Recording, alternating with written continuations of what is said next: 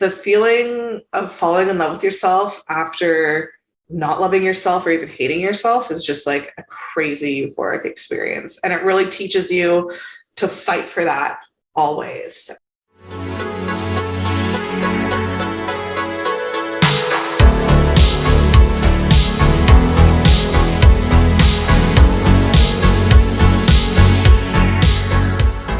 Hello, and welcome to Reclaim Your Radiance, a podcast where we discuss the most intimate parts of the human experience.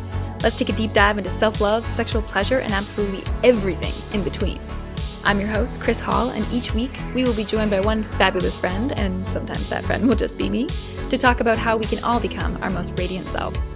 Are you ready? Let's get to it.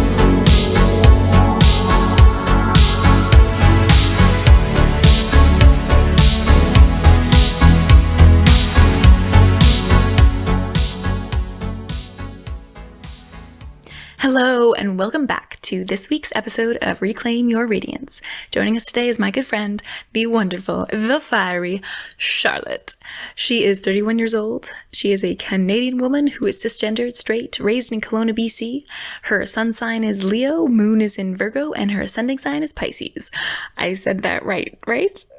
She is a kick-ass personal trainer, and yes, you can go sign up to work with her both virtually and in person. She also gives tarot readings as well as hosts women's moon circles.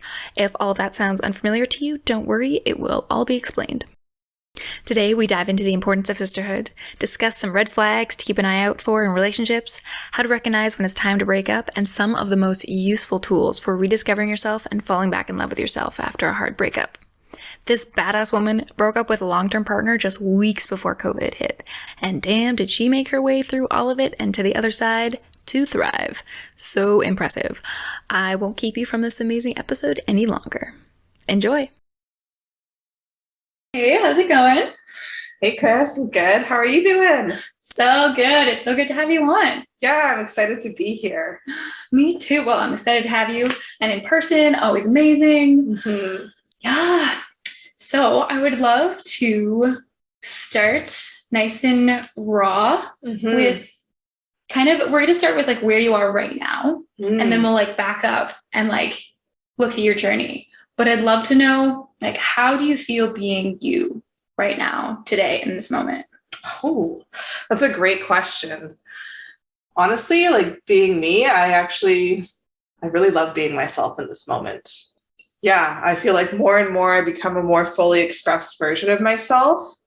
And I keep running into love and support whenever I do that. That just like kind of affirms that like, yes, like, you know, be who you are, because it's going to attract the people that appreciate that the most.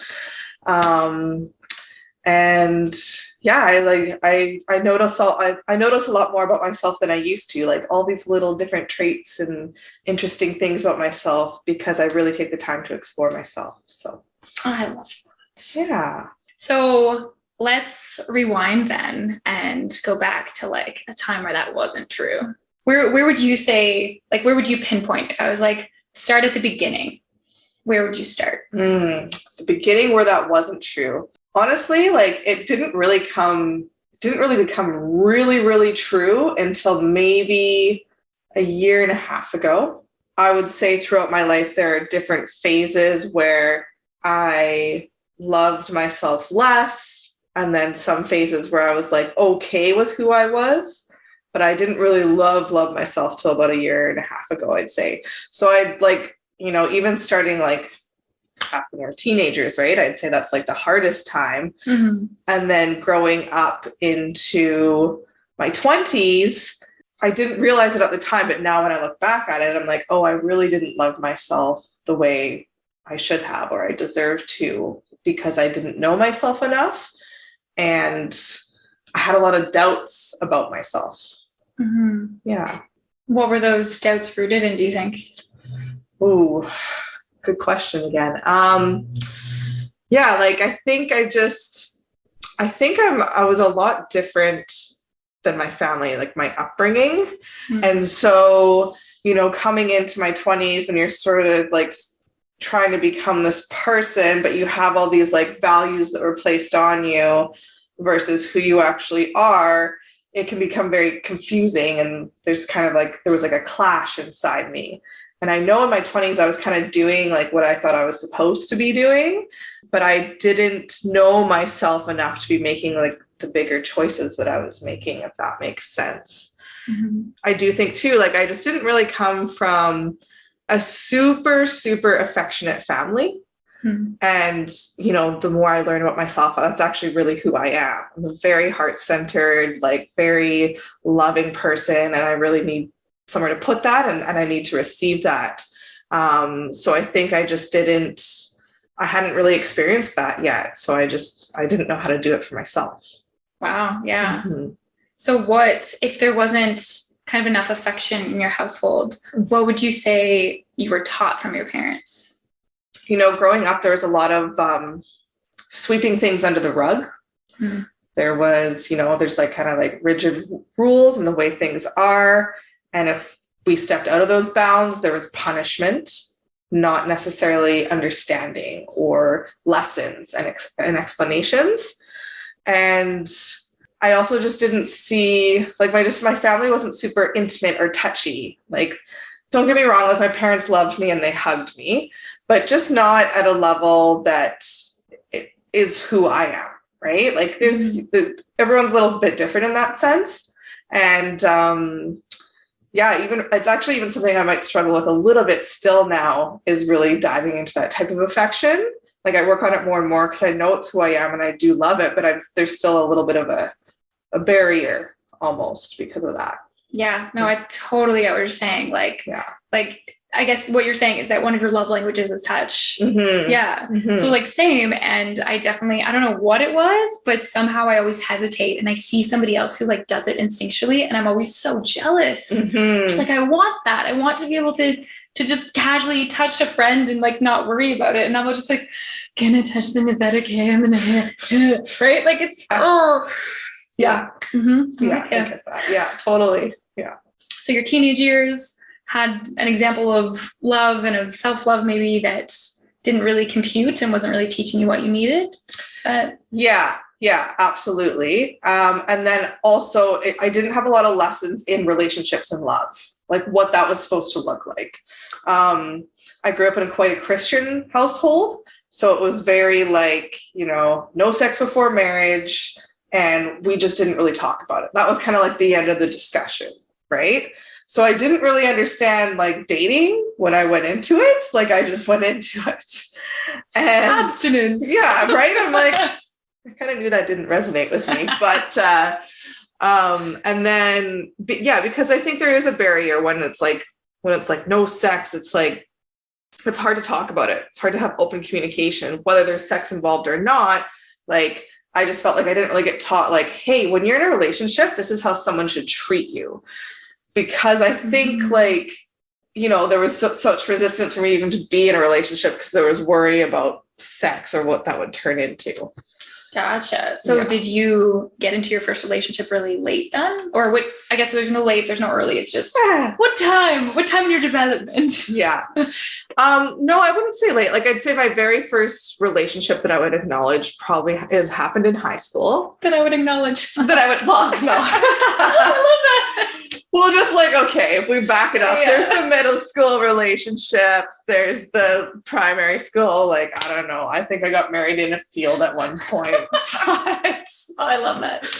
A real, like what I considered sort of like, yes, this is my first relationship. It happened when I was about 15. Yeah. Oh, wow. Yeah, 15, 16, yeah.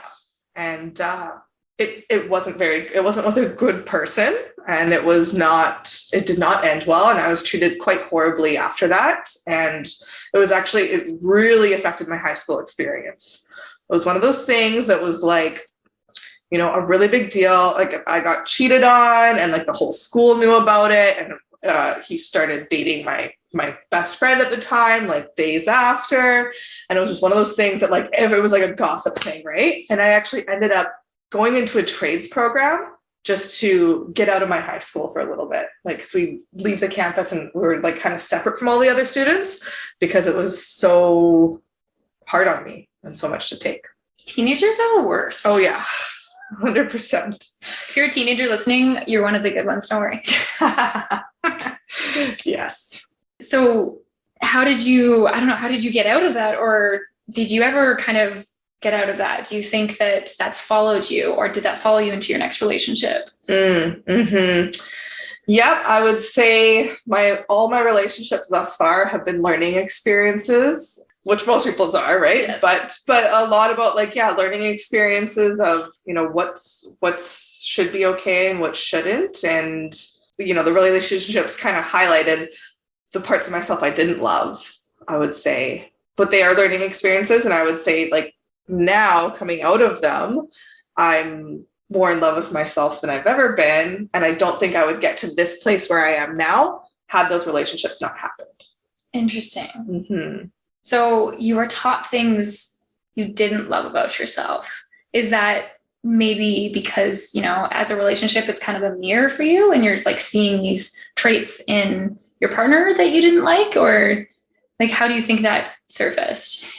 Yeah, that's definitely part of it. I would say I saw the unhealed parts of myself in my partners. Mm-hmm. And I'm a very empathic person. So I really picked up their energy. I would kind of become very similar to them, but I didn't want to be that person, right? They weren't positive people. I actually haven't really been with someone that I really admired. And in the moments I didn't know that. So I'd say, yes, that's part of it. And then it also just made me realize the things that I was allowing, the ways that I was feeling, I was abandoning myself. So it was showing me parts of myself that I needed to grow in order to, fight for myself and learn the experience and demand what I actually deserve as a person. Because in those moments I didn't realize what I deserved. Mm-hmm. Yeah. Yeah. Do you have any examples of stories when this happened that you'd be willing to share? Yeah, examples of. Yeah, just moments where exactly how you described that you realized you accepted behavior that wasn't nobody should accept, that you deserved better. Mm-hmm. Yeah, I mean, if I go to my most recent relationship, which was about 2 years ago, to be fair, I've been single for about 2 years. So my last relationship, there was just a constant dialogue of me being less than, or just almost dumb, to be honest. And there'd be an example of that would be okay, I remember one time, I remember this one well, because I actually read it in a journal somewhat recently, and I just read it and I was like, oh my God, that's how I was treated. It was one of those moments. Mm-hmm.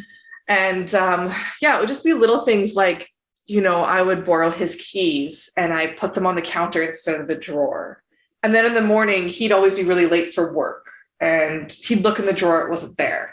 And he'd start spazzing out at me and just saying I do this all the time. I can't even keep track of keys.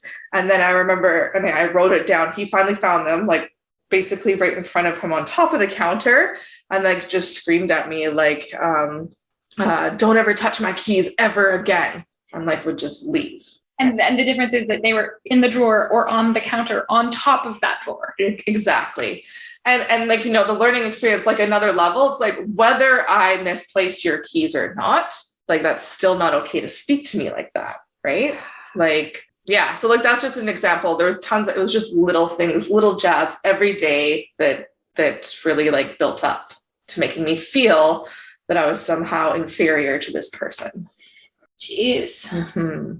And I guess we haven't really explored the other side of the coin of, you said that you were kind of shamed with sex early on, and that yes. You came from such a religious upbringing, and it was okay, abstinence. So how did that go for you? How did you get from shame and no, don't do it? What happened to make you break that, for example? Yeah. So, in my younger years, when I was first starting having sex, I think it was just a rebellion thing. I just did it. I didn't even really think about it that much, which often happens, parents, if you're listening. If you put too much shame around it, they're going to do it anyway. But then, So there was that aspect, but then, yeah, never actually talking about it, never talking about what's healthy. That definitely followed me into my relationships. And the first one I was in my early 20s, he was actually very sexual, but almost to a point that it was uncomfortable for me because I was in my early 20s and there was so much he was like very demanding about exploring that I wasn't comfortable with at the time because I was like, I don't know, 21, like 20, like I don't, I'm still like learning missionary. I don't know, like still learning how to not wince when you put it inside me. Yeah, exactly. So yeah, that relationship, I was pressured a lot into doing things that I actually wasn't comfortable with and had no desire to do myself. And it was very much like, if you love me, do it kind of thing. Oh, yeah. The ultimatums. So wonderful. Yeah. Like, such a good sign, right? Yeah. No, there's no place for those in relationships or sex. No. But then my most recent relationship, some stuff happened. I had some problems with an IUD and my sex drive was just gone for about a year because I had to keep this IUD in for a year, which is a whole other story. But that was very hard. And then coming out of that, by the time that was out of me and I could have my sex drive back again. Take this piece of plastic out. Yeah, please. We were in such a negative space in our relationship that I just wasn't turned on. Like I just was like, sex is about empowerment and feeling excited and wanted and like celebrated. And I just didn't feel any of that in my relationship. So our sex life dwindled and became like almost nothing, probably for like the last couple of years of our relationship. And even when we did, it was quite awkward and uncomfortable. And, the narrative that he told me is that he's just more sexual than I am because I didn't want to have sex the way he does. So it was me essentially. And I mean, looking on that, like that's an awful thing to say to anyone. And any loving partner, like, it's like, okay, when we started, I was quite a sexual person and here we are now and I'm not. Like that probably doesn't mean that I'm just not a sexual person. Right. Mm-hmm. But I didn't feel that at the time because I was like, oh, there must be something wrong with me. Like maybe I just don't like sex that much. So is this the same partner that at first started out off like trying to get you to do things that you were uncomfortable with? No, that was partner A in the early 20s. This is the second half of the 20s. Okay. But I mean, in some ways, like all relationships are kind of a continuation of one another, right? Yeah. Like I've heard this recently that it was like somebody's theory that like, well, I mean, you can decide that there's certain things about a person that you don't like, that don't mesh with you or whatever. And then you decide that isn't working for you and it's not going to work. And okay, so you get rid of that. And then if you find, or if you decide to enter into another relationship, you're often going to find the same things unless you yourself have changed, mm-hmm. I think, right? Mm-hmm. And like, if you find another person who's plenty great for you, right? Like this other person was plenty great, but there was a couple things wrong, like whatever. And then the next person, nobody's going to be perfect. So they're still going to have a couple things wrong. You're still going to have those same issues because ultimately they're coming from you. Yes. And so like, I kind of love that you're kind of just talking about it in like my romantic relationships that all kind of like blend into one, right? Like that's kind of how it sounds almost. Yeah, absolutely. And I'll still see things come out. Like I haven't had a boyfriend, but I've had, intimacy. I've had little flings and things. And I can still see like my own red flags coming out, not my red, but just like symbols that I'm like, okay, yes, this part of myself, I still need to do a little bit of work because I'm still attracting that kind of person. And for some period of time, I allowed that behavior again. Mm-hmm. And that part's really hard. That part's really powerful. Like that's extremely owning up. That's how you'll really evolve. But then it's like when you have to really look at yourself and you're like, oh shit, like I've done all this work and yet here I am and it's still happening. Yeah, that can be like painful, right? Yeah, that can be really rough. Mm-hmm. But I mean, kudos to you for like recognizing it and then taking it as like, okay, I'll work on this. Like mm-hmm. That's really beautiful. Yeah, thank you. It's really powerful too, right? When you recognize it and then you pull back, it feels mm-hmm. really good because you're like, okay, yes, it happened again, but I'm seeing it and I'm stopping it because I know that I'm worth more and I know that I deserve better. Absolutely. Yeah.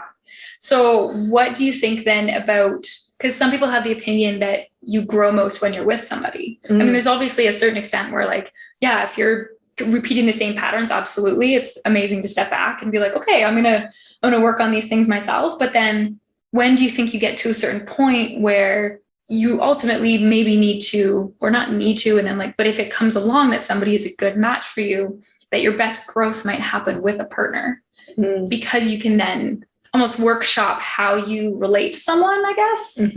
Right. And that like, I don't know. I do believe, I think that there's only so much you can do by yourself if the eventual goal is to like be in a partnership with someone.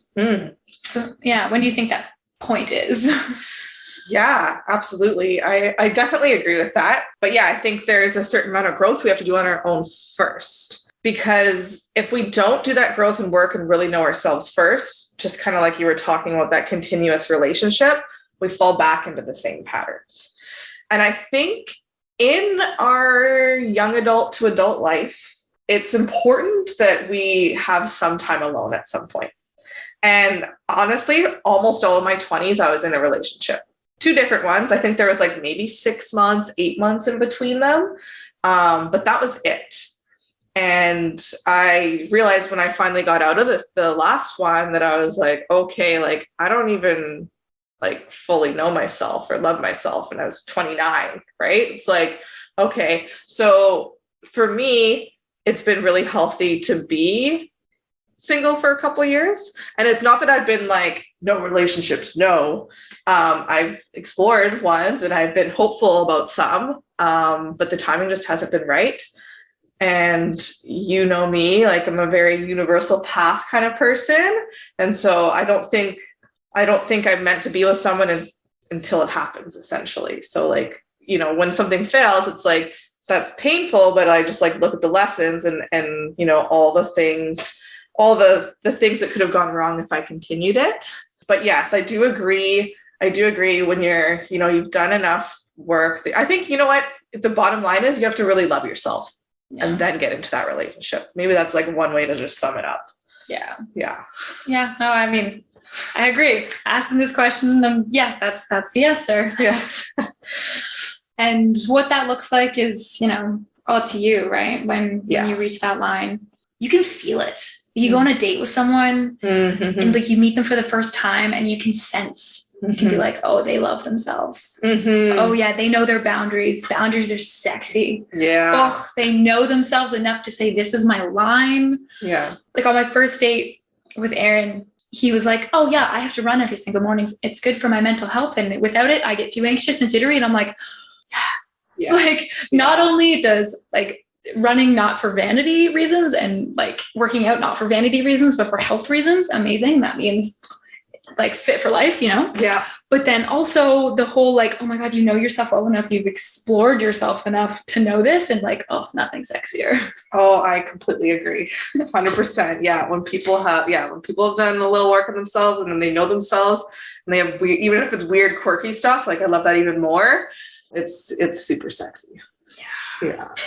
So let's go back to your latest relationship for a second. Yeah. And you were slowly discovering things. You were slowly realizing, okay, that's not right. That's not right. So what happened that finally like got you out? And yeah, what were the warning signs? Yeah. Okay. So the relationship itself was 6.5 years long.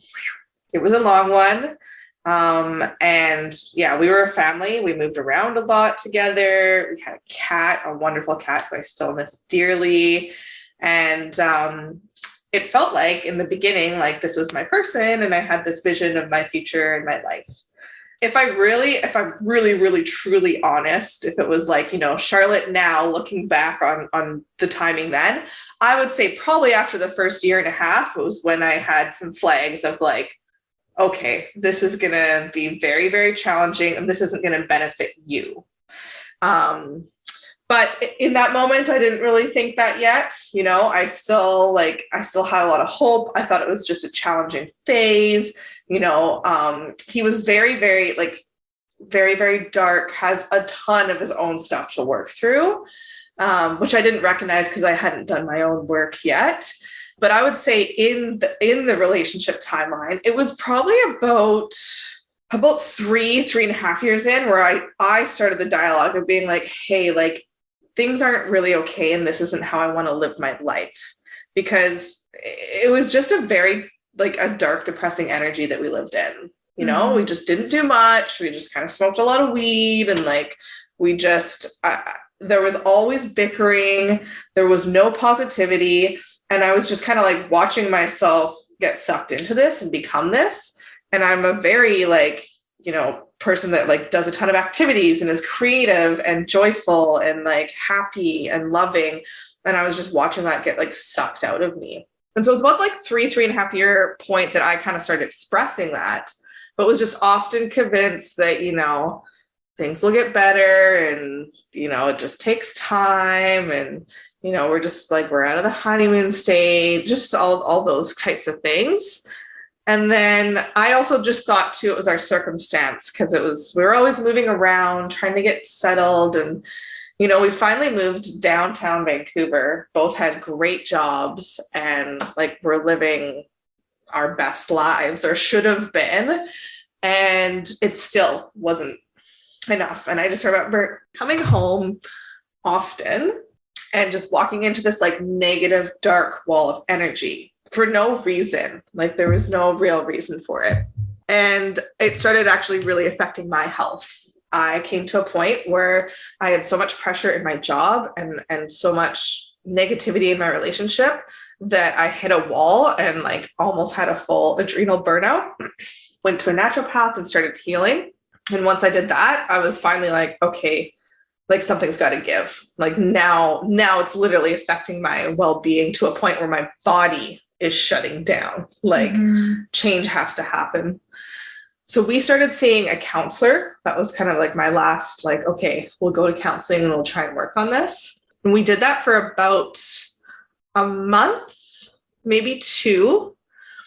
And then things started to feel like they were getting better for about a month. And then, and it was an amazing feeling, because I was like, okay, I don't have to make this difficult decision. I don't have to leave him. Like things are going to be okay. They're going to be exactly how I envisioned. And then about a month of the goodness, or a month after the goodness, things just spiraled. And like all the dark negative behavior came back in. And the thing that really like, and this is interesting, the thing that broke the straw on the camel's back, what's it say? Is that it? Close enough. Something like that. Yeah. We went to an event with all of my really, really close friends. We rented an Airbnb, like had a pool party. It was amazing. And I was watching him treat some of my friends the way he treats me every day. And so it was like having this actual visual of what I've been accepting for years. And, you know, seeing it projected on a friend, that's when immediately I'm like, oh, that's not okay. You can't talk to them like that. And it made me realize I hadn't connected. Like, he can't talk to me like that either. Yeah. Oh my gosh. Yes. But also like, it's incredible how much we take, or like, and you see this again and again, like, it's incredible how much we take ourselves, like, or like, we won't help ourselves. Right. Yeah. Not for you. Like, but then the second it's like, oh, but support this friend. It's like, yeah, of course. Yeah. Of course I'll do this for them. Like, you are your own best friend. Exactly. And that's what I've learned in the last couple of years. Like you should treat yourself. And I often do, I think like that in my head, like how would I handle this with my best friend, or what advice would I give them, or how would I nurture them through this? But yeah, it was just seeing that. And then finally, like, I think we got home from the trip. I like processed for like a week, and I was terrified. I was absolutely terrified to do it, because our lives were so entwined. I was going to lose my cat. I was going to lose my life.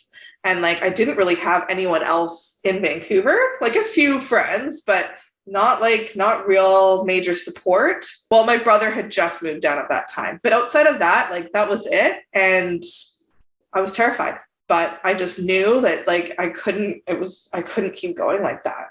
So that was end of January, 2020. Yep. Good time to make a major life change, right? Oh my God. Yeah. The like seeing your friends and like that being what triggered you is wow. Yeah. How did your friends feel about it? Like our breakup itself, or? I mean, I'm assuming they'd be happy about the breakup. Well, no, to be honest, like they were actually pretty good friends with him. And the things that he did weren't like, they were just dark, negative things to say. Like they weren't friends off kind of thing, but it was just me witnessing the behavior that really like made me realize. And like, you know, my friends are quite forgiving and accepting. So there was actually like about a year after that he was still sort of in my friend group. And that was another challenge. But then I kind of like, you know, the other challenging part is, and this happens often in relationships. So please, everyone, talk about your relationships with your friends, because I didn't because I was in denial, because I knew if I said it out loud, someone would probably look at me and be like, hey, like, that's not okay. Like, you need to get that behavior changed, or you need to leave now. Mm-hmm. So I didn't really express it to them very often. I didn't really talk to any of them about it. And so by the time we broke up, it was just like, you know, I'd had enough. They didn't really know the full story yet. And I also was in this weird place of like, I don't want to throw him under the bus because, you know, I am who I am. And like, I know that he's friends with these people. But I knew in my heart that his behaviors, if he didn't make a change, something was going to happen and he would probably be no longer welcome in the friend group. And something did happen. It took about a year, but something did happen. And now he's not in that group of friends anymore. So you never had to like have a hard conversation with your friends then? Like you're still friends with those people now? Oh yeah. These are like my friends that I've been friends with for like 15 years kind of thing. No, like I just chose not to. Like I could have, like I know they have my back 100%. But I guess in my view, it was like, that was my experience with him. And I wasn't like, I didn't know that he would cause harm to anyone else. Like it was just, you know, me and him, and and you know, it was a romantic relationship. It was different than a friendship. Mm-hmm. So I chose not to really have that conversation. It was also, keep in mind, we went right into COVID. Yeah. So I think I had a soft spot of like, okay, I don't want to like make all my friends abandon him now too, because yeah, I mean, that was 2 months later though. Yeah. So yeah, I didn't, but when the event happened where he kind of ended up leaving the friend group, I did put my foot down and I said, okay, I will not be at any event that this person's at anymore. Okay. I think that was like the foot down. That's good. Yeah. Wow. I'm glad that they saw sense to choose you. Yeah. Hey, editing Kris here. Just popping in to say a quick hello and thank you so much for being here. If you are enjoying this episode, please share it on social media or word of mouth. Give it to someone you think would enjoy it. Share the love. Use those cool rating buttons and the follow buttons and the subscribe buttons and the comment buttons, depending on where you are, what your interface looks like. Just click some stuff. Let me know what you think. What was your greatest takeaway? What did you like? What didn't you like? I'd love to hear it all. My contact details are in the show description. Reach out and let's chat. That's all for today. Short and sweet. And now back to the podcast. All right. So you broke up with your boyfriend. It's 2 months till COVID. Mm-hmm. So like COVID, beginning of COVID. Yes.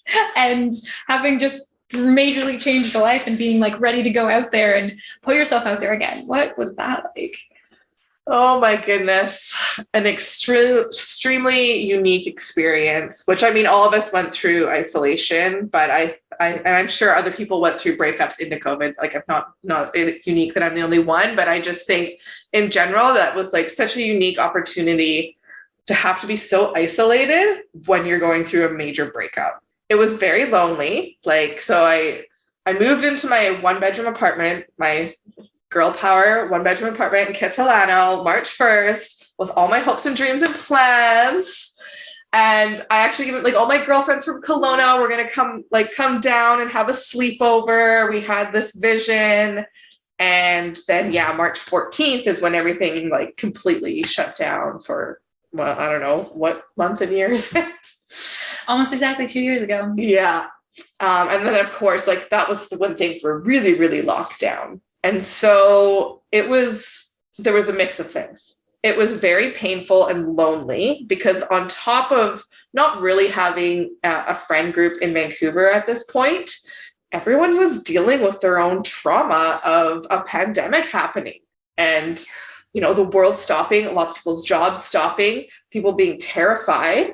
Everyone needed more than anybody could give them. Exactly. So it's like, I just was like, I can't ask for support, really, is what I felt like. And I didn't even want to, because it was like no one really had any extra spoons to give. Like, so that was really isolating and hard, but it also forced me to really do the healing myself and to turn to things like spirituality and journaling and exploring myself to heal and to not have any distractions. There was no going out with girls and to the bar and wooing and, you know, meeting new people. There was no, even like at the beginning, right? There was no dating app stuff going on because everyone was so locked down. So yeah, very unique. I don't know if I'd want to do it again, but I do see a lot of like amazing benefits in that experience. Yeah, that is very unique. Tons of people went through breakups, but like, I feel like you went through 3 breakups all in one. Yeah. Yeah, there was a lot. So how did you, discovering yourself through all these, like discovering all these self-love and self-discovery tools, and like for better emotional regulation tools is another way I'd call it probably. Yeah. How did you get from there to where you are now? Well, starting from there, so that year, so there was about 10 months or so that I lived in that apartment alone. And that was just a journey of discovering myself again and all the things that I love just because I love them. I roller skated almost every day. I hula hooped almost every day. I really just had this routine where I would just go out and play with myself. Like, you know, I mean, that was inside the apartment, but I meant childlike playing with myself.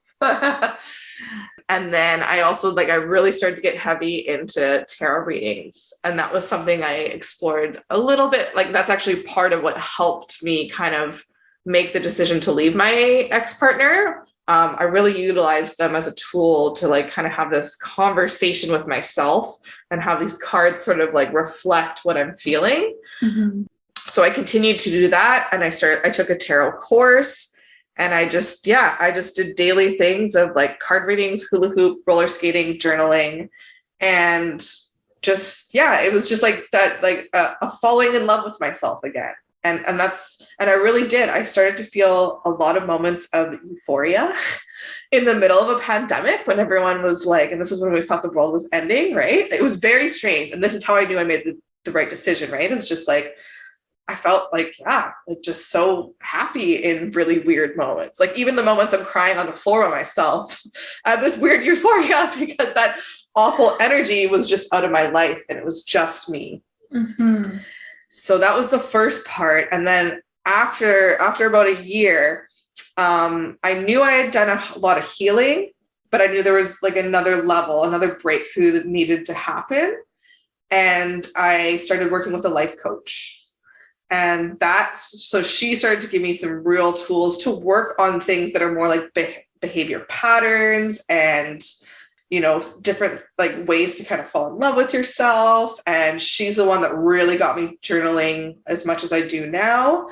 And I just really I think in that experience, like I just committed to like falling completely in love with myself, right? Like I'd gone so far that I just wanted to commit to that next level of like, okay, like I just want to be like the best I've ever been because I was like the worst version of myself for a bit there. And I just had this awakening of like, you know, like nothing is bigger than your internal world and how you love yourself. And I've kind of dedicated life to that ever since. Oh, so good. Mm. So you dated yourself? Mm. And you rediscovered your pleasures, mm-hmm. and you journaled and reflected and meditated on that. Mm-hmm. Oh, you know what? It's wonderful. It's so wonderful seeing like the same pattern in so many people. Mm. Like it's almost like, and not to say that you're not unique in so many ways, but like I find it so cool to see like the same pattern emerging, seeing almost like people, it's like the same steps almost. Yeah. And it's like, if you follow these like 8-step program, like Alcoholics Anonymous to falling in love with yourself. Like, I love that. Yeah. Oh, it means that none of us are doomed. No, everyone can do it. And like, I think that's so valuable to even touch on just because like, I know there's lots of people out there stuck in relationships feeling just like how I felt. And, it's like you just have to like take that jump, and then you'll really be able to experience what's on the other side. And you're going to go through a lot of hardship in between that. But the feeling of falling in love with yourself after not loving yourself or even hating yourself is just like a crazy euphoric experience. And it really teaches you to fight for that always. And I hope when I do get into another relationship that I'll be able to recognize when something feels wrong or something feels off, because if I start to not love myself again, that's going to be a huge red flag that like that person is not making my life better. Mm-hmm. Absolutely. So what flags can we kind of identify then? There's you stop doing things you love. Mm-hmm. That would be a big one. What else do you think? Isolating from people that care about you. Mm-hmm. And this is a very one that happens often. Stopping creation. Like all of us, like there's people with different degrees of creativeness in them, but everyone creates to some point. And mine just went out the window too. I was creating your inner dialogue, the inner dialogue you have going on in your head, right? And especially if that inner dialogue is being triggered by the things that, your partner is saying to you, like that's a red flag. That's something that you need to really think about. Absolutely. So when you say, we say the word self-love all the time. It's everywhere. It's self-care, self-love, are almost used interchangeably. It's just thrown out all the time. Buzzword. Right? Buzzword. What does it mean to you when you like really try to embody the feeling? Like you mentioned euphoria, like that's strong. Mm-hmm. Can you try to describe that feeling? Yeah, I think like true self-love is acknowledging every part of you. Right. And loving every part of you, because it's easy to love the shiny parts, right? You're like, oh, great. I'm a person that works out 3 times a week. I love that about myself. But there's other parts of us too, right? Like there's parts that are dark, and there's parts that, are poor habits that we display. And I think like true self-love is seeing yourself fully and understanding yourself and exploring like even like the dark parts of yourself that are unfavorable, and loving those parts too. And really just like literally just seeing yourself as your own best friend. Like I just think that's such a good tool. And that was part of what I was taught in my life coaching, is just treating yourself like you are your own best friend, and having that empathy for yourself, just like you would for anyone else. And then the feeling is just like, it's pure acceptance and it's certainty. Like, I don't really question myself very often anymore. Like sometimes I'll look back and I'll be like, like in a hindsight way. But in the moment, I rarely question myself. And I don't mean it in a way where I think I know everything and I know the right decision. I just mean I don't question how I feel about things, because I understand myself so much that everything I know is valid. Right? Mm. Yeah, it's like celebrating yourself. It's like getting excited about yourself. And, the more you express that, there's nothing more joyous to me when someone recognizes a trait about me that isn't something that's like obvious, and comments on that or compliments on that. And so I think it's the feeling is like that same feeling that I get from that person doing it, but me doing it to myself. Yeah. Right. You touched on something good there. Touched on a lot. That's amazing. But like that, you hear a compliment from someone else, and somehow that means more than when you give it to yourself. Yeah.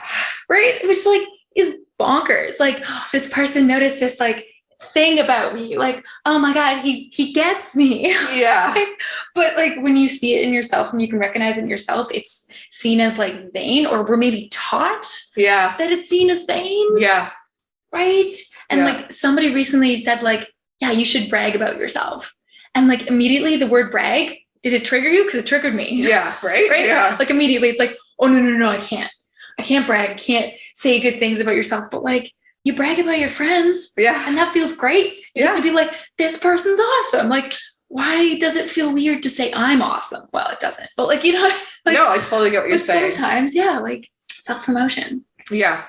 And but like, I think this is a very deeply feminine trait too. Mm-hmm. Like, I don't know that men experience it the same way or as often as we do. Yeah, that's actually an interesting thing to explore. Like, where does that come from? Yeah, I think in some ways, like there's certain aspects. I mean, I guess it depends what aspects of ourselves we're talking, but like, there's just lots of negative lights that women are seen in that might actually be a very powerful trait, right? So someone that's like outspoken and expressive and articulate and like, won't be afraid to tell you the truth can be seen as like bitchy or loud, right? Or someone who's like too sexy, right? Like too sexy. God forbid we all look a little sexy. All of a sudden that's seen as like slutty. And that's something that I struggle with a lot too, like just like with my upbringing, and like I'm trying to step into it more and more, like, because I think it's healthy for us to all celebrate our bodies rather than shame them. But I think, yeah, there's just a lot we're taught to like try and like hide away versus like, express loudly. Yeah, for sure. And that language, and like there's only so much language you can reclaim, right? Like you can reclaim slut. Yeah. I know people who find it like incredibly sexy, that word. Yeah. And I'm still just like, ooh, like it meant something bad for so long. Yeah. Right. It was like the first word you'd call a woman, like even as a woman call another woman that, because I don't know. I don't know. Like why would we do that? Why did we do that? Teenagers, man, teenagers. Yeah. So hard to be a teenager, but yeah, it's hard to reclaim some words, but then others you can definitely do. And then there's just that whole, how you speak to yourself and that language, and like having the ability to stop yourself mid tracks and be like, oh no, that's not something I want to say to myself. That like inner, right? And that difference between the I and the self. Yes. I feel like I'm just saying things now. No, you're making sense to me. You're making sense. Cool. Cool. So is there anything after all your experiences, and I know there's so much we didn't touch on, but like, is there anything else that you would like to leave here on this metaphorical table? Mm-hmm. I would just want to like leave a little bit more about kind of what we were just speaking to about like, women and what we're taught. And I think, one of my experiences too, that's happened over the last couple of years on this journey is like my relationships with women and them getting so much stronger and me attracting so many more into my life. Mm-hmm. I was a very like one of the guys type of girl, and I still get along with men beautifully. I have lots of masculine inside me. And even like, at parties, sometimes it's easier for me to like click with men right away. But I think that's because of a cultural thing where we're made to compete with one another or like be intimidated by each other. And I just think, sisterhood is so important. And I just want to encourage like the women out there to just like, really empower your friends and love women hard, because they're going to be there probably maybe a lot longer. Who knows? But I just think that they're going to be there, and they're going to be that nurturing side that you really need. They're the divine feminine, and the feminine craves the feminine. Right. Yeah. So I just think, that's another thing I just want to lay down is just like, if you're someone who struggles with female relationships, try and explore that and find some in your life, because I just think it's so important. And then be vulnerable with them, right? Like I just look back and I'm like, if I had shared some things with some women long ago, like it might not have taken me as long to get to where I am today. Right? They would be like, bitch, nah, like, don't take this. Yeah, exactly. Absolutely. Yeah. No, sisterhood, so important. And we're like trained, like even saying like you approach the men at the party. Yeah. Like it's almost like you've been trained to go attract the male, right? Go be the cuckoo bird, go flash your feathers. Instead of like, let's go connect with some women and like forge, lasting relationships. So one of my best friends in high school, she would be like, boyfriends come and go, but Hannah is forever. Yeah. Well, it's true. And I do feel like our sisters that we really connect with are like our true soulmates, right? And when I talk about like people seeing those traits, those like that I felt really good about when I saw them myself, it's been the women that have complimented me on those things, right? The things that really make me, because they are like my feminine pieces that they also crave. So I just think it's like, it's really powerful to make those connections. Absolutely. Yeah. attract high quality women. Yes, exactly. And love them hard. Absolutely. Yeah. So in your women's circles then, is this kind of how you've come to that? The women's circles, yes. Yeah, a big part of it. I mean, the women's circles for me, like I started attending them years and years and years ago. And like, this was like when I was still with my ex-partner. And the first time I was at one, I just was like, first of all, the energy in here is just so beautiful. And second of all, it was just amazing to see women from all walks of life coming together and being very vulnerable together. And so flash forward like a couple of years later when we're in COVID, and I've been doing my own sort of like moon rituals and stuff. I really just had this calling to start running women's moon circles. And for people that don't know what a moon circle is, on the new moon and the full moon, we honor the moon, and we honor, the energies that the moon brings. So new moons are very much about attracting things in your life, or like, declaring what you want. And then full moons are about letting go and releasing and getting ready for the next cycle. And so I started running these in COVID. So they've been online. We've been doing them about a year. And so much of it is about vulnerability and being witnessed and witnessing one another, and then developing as women too. So the circles have an aspect of like, how can we kind of grow together? And being in that space with, even just online, it's just so powerful, going around, speaking your truth, witnessing others, and then just having so much affirmation of like, oh, everyone's going through this experience. Like, it's not just me. Yeah, just really deepening that sisterhood and that feminine energy in all of us. Amazing. Yeah. And so if people wanted to join you, where would they go? Yeah, so you can find me on Instagram. So you can either find me at charlottes.rhythm, or I do have one for my moon circles, which is at intuitive_rhythm. Amazing. Yeah, and I would love for you to join us. They happen once a month. Awesome. And yeah, if you're in Vancouver, you can do in person. Absolutely. Yeah, I actually have some exciting news about that. So I've just found a space where I can do in-persons indoors. Yeah, so I was doing them last summer, but then I stopped for the winter. And there's a place on Commercial Drive where I'm going to be starting to do them indoors. So it's in kind of a bohemian metaphysical shop. Of course. Yeah, of course. It's a beautiful space. The first one's going to be in April. So stay tuned for that. And then I'm also actually going to be offering tarot readings in this same space starting in this month. I think in a couple weeks. Yeah. Amazing. Oh, that's such good news. I'm so happy for you. Yeah, thank you. I'm very excited. So yeah, just as we're wrapping up here, do you have anything you'd like to say? Like any last thoughts, any last wisdoms? Just, honestly, my biggest message here is to learn to love yourself. Fall in love with yourself, celebrate all the things that make you you, and explore them. And sometimes this can be a discipline. Sometimes it means saying no to other things, but I promise you it will be worth it. Thank you so much. Thanks so much for having me. And with that, we come to the end of this week's episode of Reclaim Your Radiance. Thank you so much for joining this week. I hope you enjoyed your time with us and came away with something truly valuable. If you want more and simply cannot wait until next week, come join us online. Reach out on Instagram at Hell of a Hall or on TikTok at Reclaim Your Radiance to connect. We also have a Facebook community with the name Reclaim Your Radiance, where we talk about all sorts of topics related to the podcast, and tons that aren't. It's a community of like-minded souls who want to dive deeper into these things and keep the conversation going. Or maybe you're more of a tips and tricks straight to your inbox kind of person.